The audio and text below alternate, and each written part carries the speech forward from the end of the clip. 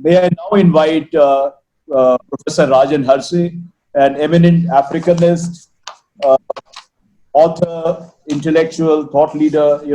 He's written numerous books on Africa, Africa-India relations.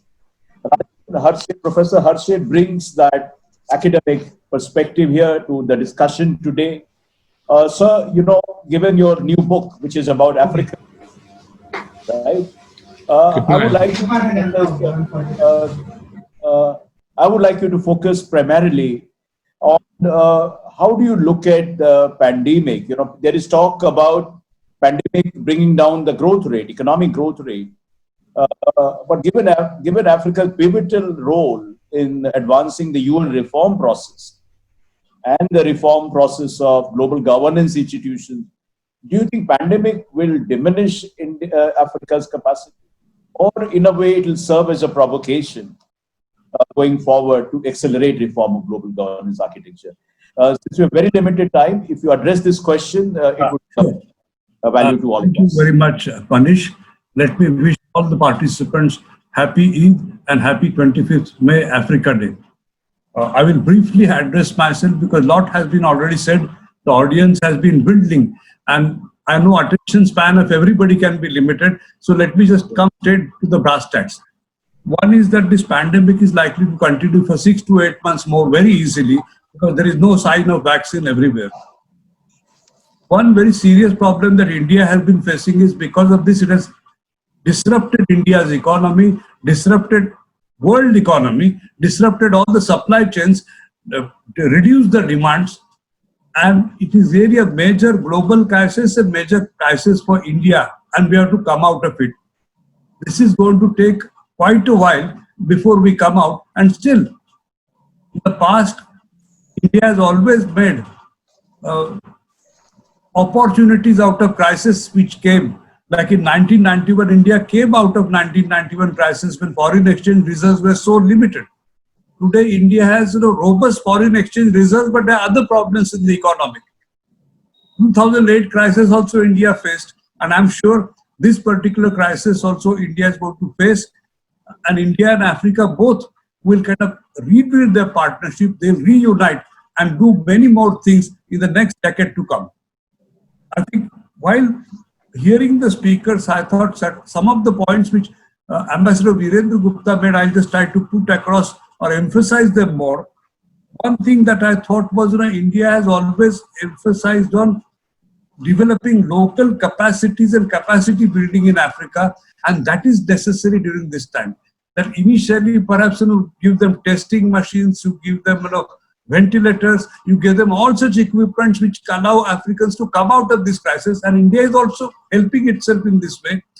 But subsequently, as the kind of capacity building also involves long-term plan towards education, and India and Africa, they have to have long-term plan towards education as well as health. Both these sectors require a great deal of investments, and somewhere steps have to be taken around this right away. As far as education is concerned, I think India can share its expertise and learn from Africa, give Africa something, most certainly, especially digital divide, then scientific and technical knowledge. And this digital divide can be easily bridged because India surely is one of the important soft powers in the world today. And Africans can become drivers on the international superhighway if India's soft power is used, India's technical expertise is used, and they can access public health, they can access education. Ministry of Education also started programs like ePathshala, where educational partnership, research and scientific development related partnership, if that is developed, I think we will have clear idea of facts and how we can proceed further. There is also one more area which both have to face apart from economy, and that is climate change. I think this is a serious issue, and India and Africa both have to work together to see that climate change challenges we are able to encounter. Already there is International Solar Alliance operating, 48 countries are members, 25 African countries are members of it.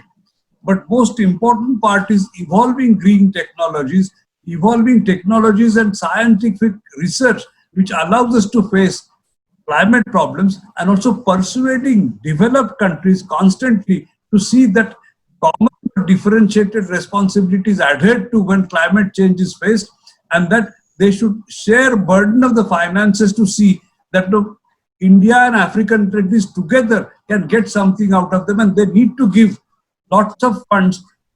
This what they give is very limited. They have to give funds and not impose reforms on developing world. Another problem that I thought I should say, and that is, concerns broader area of security. I think not many people handle it, so I will quickly put across what I feel. There are traditional and non-traditional security areas, but security should be our priority. But suppose India wants to now start trading with the African countries, the entire Indian Ocean coast and that area is important, open, and there is so much of piracy. Similarly, if you look at terrorism, Al-Shabaab is working there, Boko Haram is working in Western Africa, and all other Al-Qaeda affiliates also are working. So somewhere handling terror, handling piracy will be important from India's point of view, because otherwise trade cannot begin. Already we have 70 billion trade, but it is dwindling. So how will we support trade? And that is a challenge we have to handle.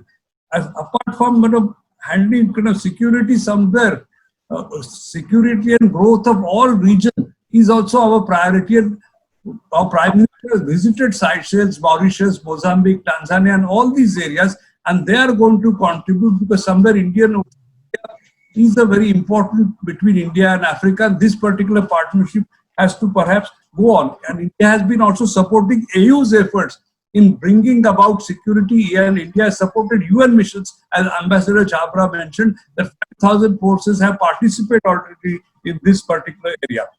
I would also like to say one more thing, that the youth-to-youth collaboration, India and Africa both have a large number of young people, and how will we work out the kind of demographic dividend by kind of employing our youth, making them kind of stimulated into something which is creative between the two, is also a challenge before us. I quite agree with Ambassador Virendra Gupta. You can't rely only on Pan-African networks. Somewhere private initiative also is necessary in this area. And how will it come, we have to think of, because of the set of years, we are going to communicate only in the digitalized world, and that has to be also addressed very squarely. Last point that I thought I should make is concerning democracy at large. I think democratization of world order, Ambassador Anil talked about. And as far as United Nations is concerned, surely Security Council requires reforms. BRICS and G20 country kind of require some admission. But democracy also is internal phenomena, and somewhere what India and Africa can take from each other has to be also understood. Somewhere I feel in a very important area of democracies, and India, for example, is a living democracy. Wonder that democracy has been among the world. India is a union of states, and somewhere it has also federalizing tendencies, and they matter. And there are countries in Africa which are now going into democratic system. And interestingly, Ethiopia, South Africa, and Nigeria, they are also working on federal lines. So how federalism can be strengthened, how federalism can be understood, how democratic governance can be understood, that can work out internally. Suppose you strengthen the bodies from local self-government to province to nation, I think democratic functioning goes on, and more democratic functioning, more ideas come, and less possibility of revolt, less possibility of tension. You can really silence guns with democracy. Africa has had very bitter experiences because of civil war, military dictatorships, secessionist movements, and only democracy can allow you that leisure to kind of get through. And how we'll function democratically, strengthen democracy first within our respective countries, then between India and Africa, and within the larger international politics of the world.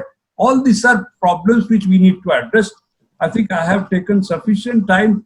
Financial resources are dwindling down, as one is looking at world economy, and still when kind of man gets out to work and when things the COVID crisis subside, which is a leveler, we would have learned a lesson from this. There is one world in which we have to fight, and in this one world we have to get together and see that international organizations are strengthened. Self-reliance doesn't mean that we are isolating and autarkic, but we are kind of giving something of our own to poorer countries, giving them duty-free kind of concessions. Least developed countries also would require support from India, and at the same time take something out of them, like our energy requirements are there with Africa, And India has already Nigeria, Angola, and Sudan, where India is collaborating in energy sector. So the energy-hungry economy of India is stimulated. India can also take a generous position, stimulate kind of different things in Africa where markets meet, people meet, and also there is a good treatment to Africans at by and large. And that point which Dr. Virendra Gupta Sahab made, that the African students have to be treated also with respect in India. Many of students from Africa like Obasanjo, Buhari, they went back to Nigeria and headed the state. So we have to understand that when African students and 50,000 students are scholarship here, if they treat them properly, they will be ambassadors of India to Africa. And that's how partnerships can be built up. People-to-people relationships can be built up. I think I have spoken enough. Thanks ever so much for giving me the floor. And I'm sure questions will be there. I'll be ready to answer them. Thank you ever so much, Manishji.